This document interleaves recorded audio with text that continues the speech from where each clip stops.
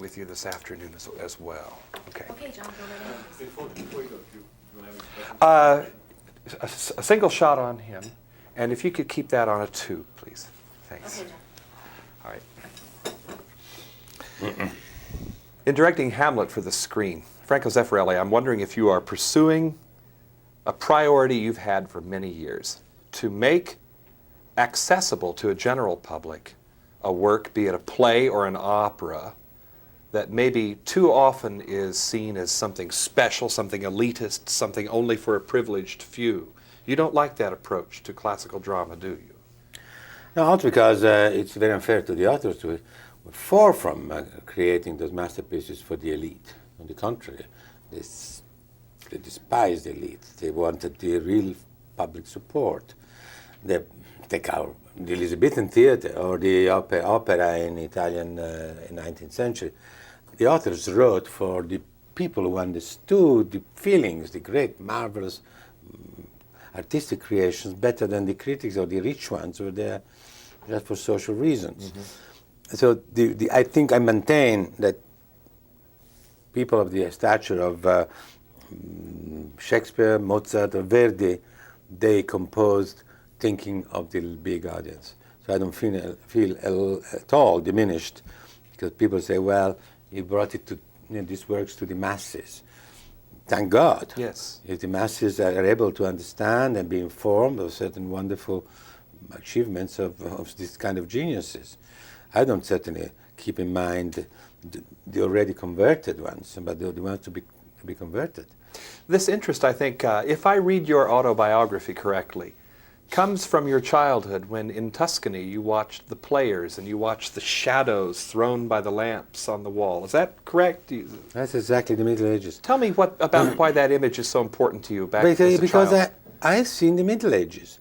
I had a wonderful nurse, a real wet nurse, because my mother at the time she was working, and I was born out of wedlock. She couldn't have this little baby around. She sent me to the country with this very trusted lady. Lida.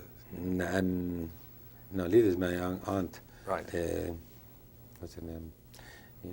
Elisa Innocenti, my maid, my wet nurse. So ever since I lived 2 years with her, and she came always to Florence bringing beautiful chicken or the eggs. At that time, this was Middle Ages. And every summer I was sent back to her.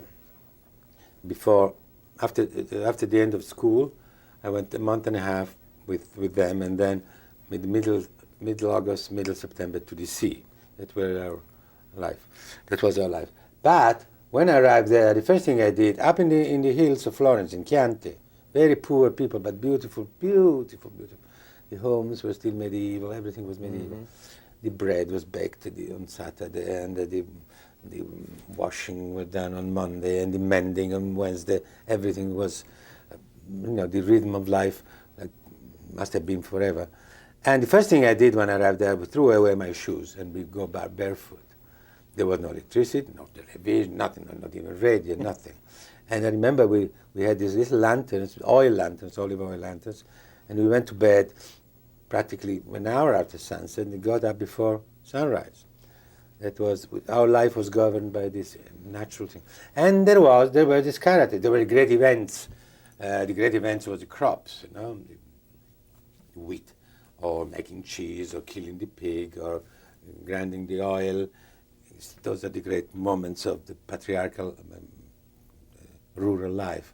But there were also some extraordinary things, like some sellers that came, some special characters that came to sell thread and wires and clothes and materials, or some that came to sell soaps and things like this.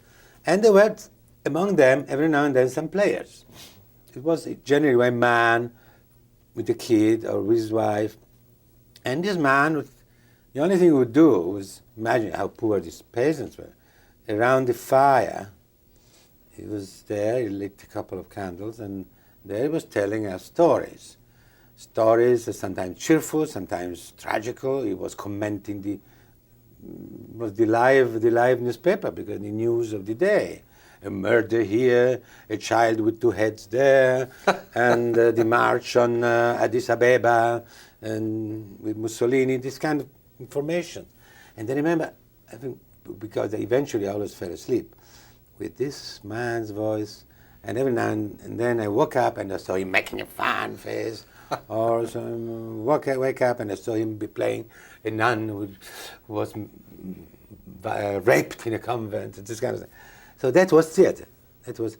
It's a bit like the troupe that visits Hamlet's castle. That is was it the not? theater. Throughout the Middle Ages, there were these men. Sometimes there were groups who went around.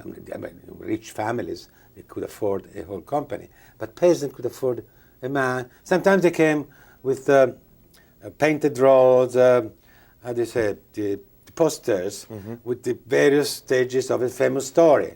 They were commenting, reciting the various episodes. That is, to me, discovery of theater. And you started doing puppet theater, Well, cut out stages and things like that. Yeah.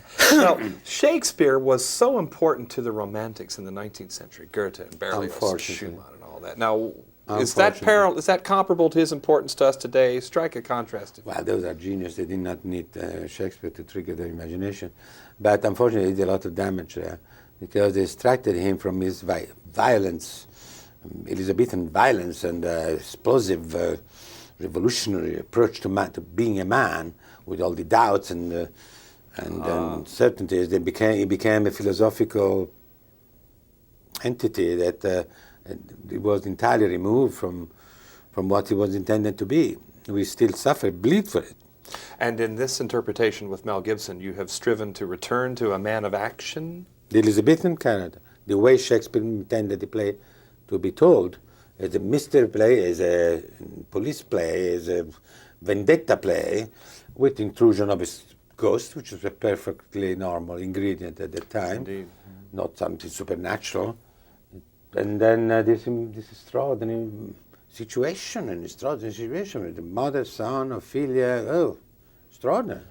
Your search for locations, oftentimes you will want an authentic location, a return to the vision of the playwright at the beginning. You cite Luchino Visconti as being the great inspirer in you of that kind of truthfulness to the original. Well, he taught us, the whole generation, Luchino taught us what the job of reconstructing a period was. He was a great master, especially in that area. Not so much in storytelling.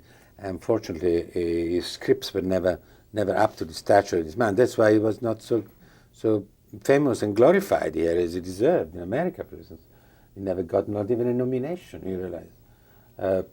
Well, that's true that even Chaplin didn't have an Oscar, but beside the point. He was an extraordinary teacher of the métier, of the really craftsman. And to combine spectacle and yet a kind of realistic surface. Knowing what we are doing. No matter, the audience will not understand, but you will know, he was telling us. When audiences come to see Hamlet, is this another example of, you called them the masses, but still, that's a good thing. Masses today are not like a herd of sheep. You know? Yeah. Masses today are made of people that know, that read, that are well informed, they're very demanding. They're not brutes, they're not bumpkins at all. They might be a bit distracted, that palate might be a bit burnt by the bad stuff which is injected in their mouths constantly, in the ears. So they might be a bit not responding, indifferent, lazy, because we made them lazy with the kind of media that we have developed against society. But they're not at all animals, it's just monkeys at all. Though we've done every effort to turn a generation into a planet of apes. But the kids are reacting beautifully throughout the world, not only in America. Franco Zeffirelli, he has given us a splendid new Hamlet featuring a man of action. I thank you for that. Thank you It's very been a pleasure to meet you. We're in Hollywood. I'm John Tibbetts for KCTV5.